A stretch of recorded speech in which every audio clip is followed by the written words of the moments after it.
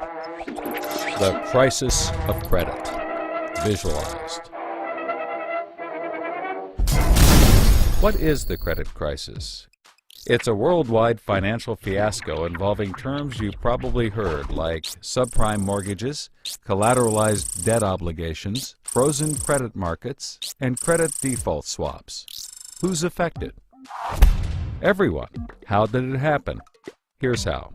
The credit crisis brings two groups of people together, homeowners and investors. Homeowners represent their mortgages, and investors represent their money. These mortgages represent houses, and this money represents large institutions like pension funds, insurance companies, sovereign funds, mutual funds, etc. These groups are brought together through the financial system, a bunch of banks and brokers commonly known as Wall Street. While it may not seem like it, these banks on Wall Street are closely connected to these houses on Main Street. To understand how, let's start at the beginning. Years ago, the investors are sitting on their pile of money, looking for a good investment to turn into more money. Traditionally, they go to the U.S. Federal Reserve, where they buy Treasury bills, believed to be the safest investment. But in the wake of the dot-com bust in September 11th, Federal Reserve Chairman Alan Greenspan lowers interest rates to only 1% to keep the economy strong. 1% is a very low return on investment, so the investors say, no thanks. On the flip side, this means banks on Wall Street can borrow from the Fed for only 1%. Add to that general surpluses from Japan, China, and the Middle East, and there's an abundance of cheap credit. This makes borrowing money easy for banks and causes them to go crazy with leverage. Leverage is borrowing money to amplify the outcome of a deal. Here's how it works. In a normal deal, someone with $10,000 buys a box for $10,000. He then sells it to someone else for $11,000. For a $1,000 profit, a good deal. But using leverage, someone with $10,000 would go borrow $990,000 more dollars, giving him $1 million in hand. Then he goes and buys 100 boxes with his $1 million and sells them to someone else for $1,100,000. Then he pays back his $990,000 plus $10,000 in interest. And after his initial $10,000, he's left with a $90,000 profit versus the other guy's $1,000. Leverage turns good deals into great deals. This is a major way banks make their money. So Wall Street takes out a ton of credit, makes great deals, and grows tremendously rich, and then pays it back. The investors see this and want a piece of the action, and this gives Wall Street an idea. They can connect the investors to the homeowners through mortgages. Here's how it works. A family wants a house, so they save for a down payment and contact a mortgage broker. The mortgage broker connects the family to a lender who gives them a mortgage. The broker makes a nice commission. The family buys a house and becomes homeowners. This is great for them because housing prices have been rising practically forever. Everything works out nicely. One day, the lender gets a call from an investment banker who wants to buy the mortgage. The lender sells it to him for a very nice fee. The investment banker then borrows millions of dollars and buys thousands more mortgages and puts them into a nice little box. This means that every month he gets the payments from the homeowners of all the mortgages in the box. Then he sicks his banker wizards on it to work their financial magic, which is basically cutting it into 3 slices: safe, okay, and risky. They pack the slices back up in the box and call it a collateralized debt obligation, or CDO. A CDO works like 3 cascading trays. as money comes in, the top tray fills first, then spills over into the middle, and whatever is left into the bottom.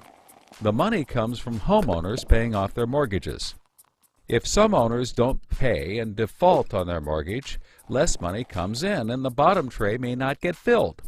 This makes the bottom tray riskier and the top tray safer. To compensate for the higher risk, the bottom tray receives a higher rate of return, while the top receives a lower, but still nice return. To make the top even safer, banks will insure it for a small fee called a credit default swap. The banks do all of this work so that credit rating agencies will stamp the top slice as a safe, AAA rated investment, the highest, safest rating there is. The OK slice is BBB, still pretty good, and they don't bother to rate the risky slice. Because of the AAA rating, the investment banker can sell the safe slice to the investors who only want safe investments. He sells the OK slice to other bankers, and the risky slices to hedge funds and other risk takers. The investment banker makes millions. He then repays his loans. Finally, the investors have found a good investment for their money, much better than the 1% Treasury bills. They're so pleased they want more CDO slices. So the investment banker calls up the lender, wanting more mortgages. The lender calls up the broker for more homeowners, but the broker can't find anyone. Everyone that qualifies for a mortgage already has one, but they have an idea.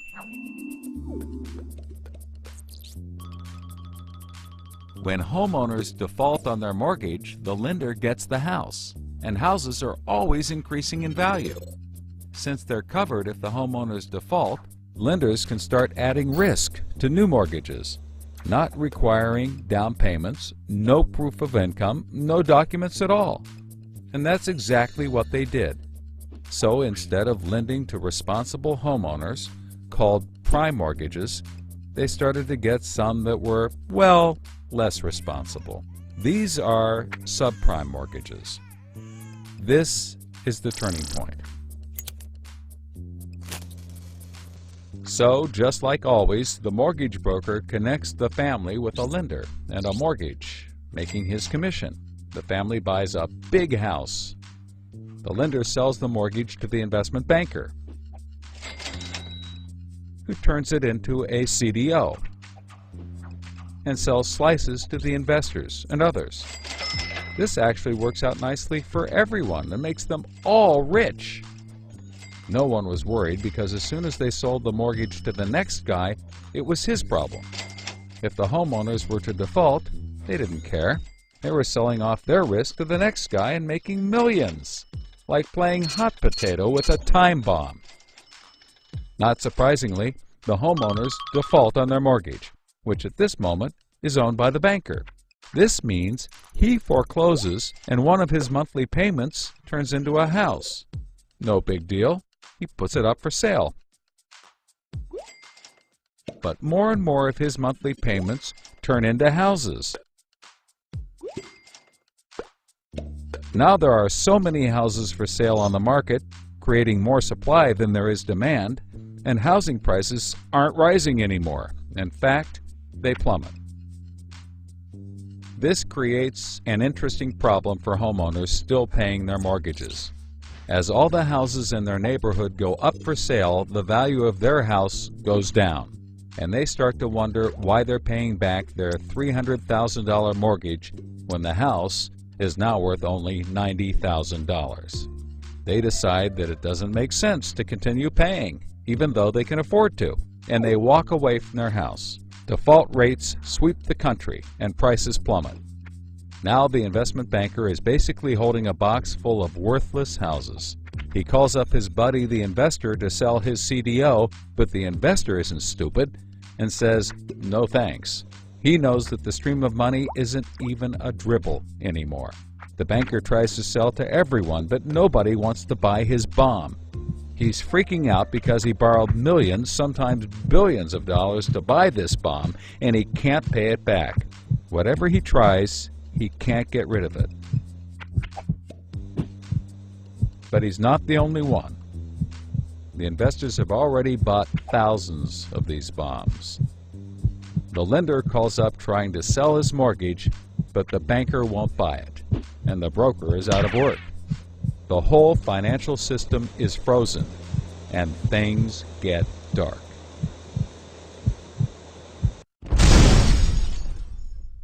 Everybody starts going bankrupt. But that's not all. The investor calls up the homeowner and tells him that his investments are worthless. And you can begin to see how the crisis flows in a cycle. Welcome to the crisis of credit.